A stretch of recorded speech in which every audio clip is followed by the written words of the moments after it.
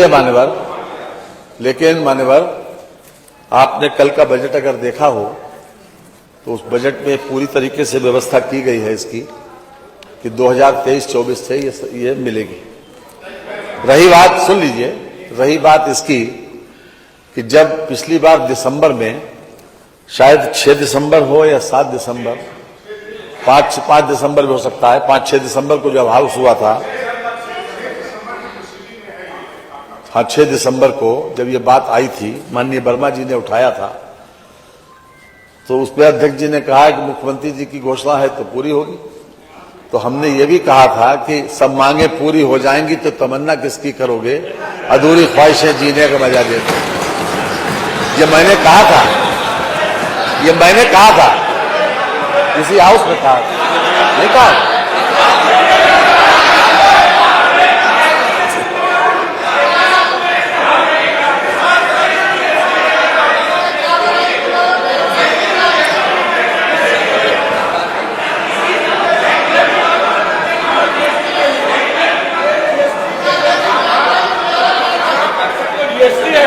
उसके बारे में कहा था,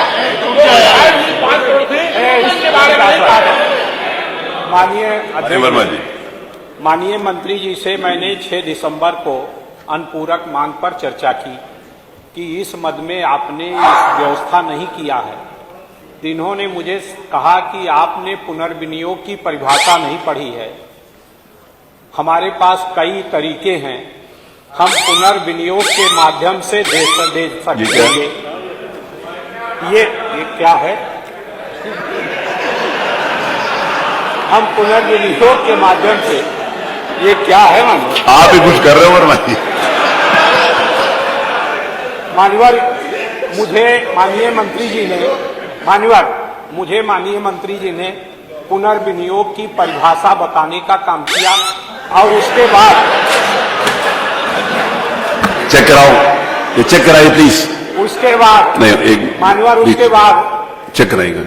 उसके बाद मैंने पुनर्विनियोग की परिभाषा पढ़ी तो निश्चित रूप से पुनर्विनियोग के माध्यम से उस विभाग के पूंजीगत व्यय से दिया जा सकता है, बचत से।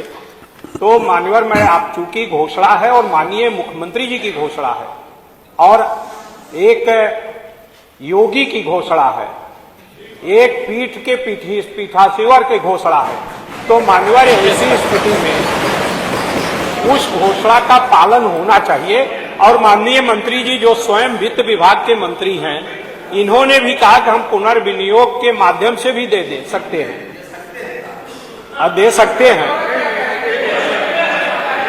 ये प्रोसीडिंग पढ़ दे, वो प्रोसीडिंग आप पढ़ देना, सुन लीजिए। हम भूलते नहीं हैं, वो जो आपने बोला था वो बताइए। हम भूलते नहीं हैं मान्यवर। ये बात दोनों सही है कि जिस समय, अब बीच में अगर बोलेंगे तो फिर बात नहीं आ पाएगी पूरी, या तो इन लोगों के हम तो बीच में बोले नहीं। बात देखिए, 31/5 को मुख्यमंत्री जी की घोषणा थी, ये बिल्कुल सही है, लेकिन उस घोषणा में ये नहीं था ये कब से लागू होगा, नंबर 1। नंबर 2, सुन लीजिए, जब पूरी बात सुन लीजिए। नंबर 2, जब 5 या 6 दिसंबर को इस हाउस में ये बात आई थी तो हमने इनसे कहा था कि अगर सप्लीमेंट्री में कोई चीज नहीं आई तो इसका मतलब ये नहीं है कि हम कर नहीं सकते। हमने उसमें सिद्धांत बताया था, हमने ये नहीं कहा था कि हम दे देंगे।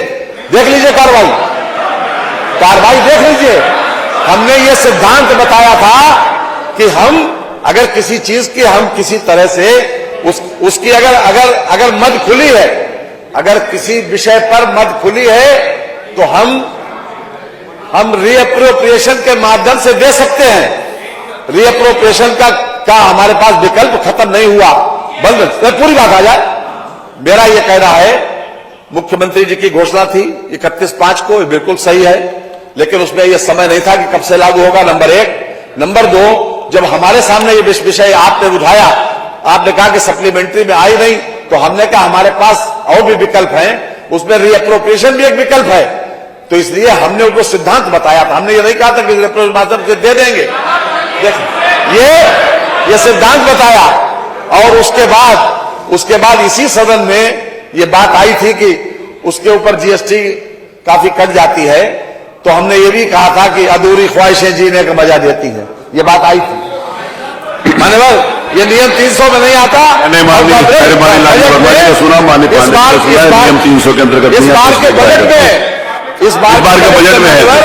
अगर मान्यवर बजट पड़ा हो तो इस बार के बजट में ये घोषणा, कल लेट को गए, कल रात को देर तक गए थे, इसलिए नहीं पड़ा होगा, आपने बता दिया, पढ़ लेंगे। इसमें 1008 करोड़ रुपए की व्यवस्था, 66.67 करोड़ रुपए की व्यवस्था एक्स्ट्रा, यानी 3 करोड़ से बढ़ा के 5 करोड़ कर दी गई है 2023-24 से।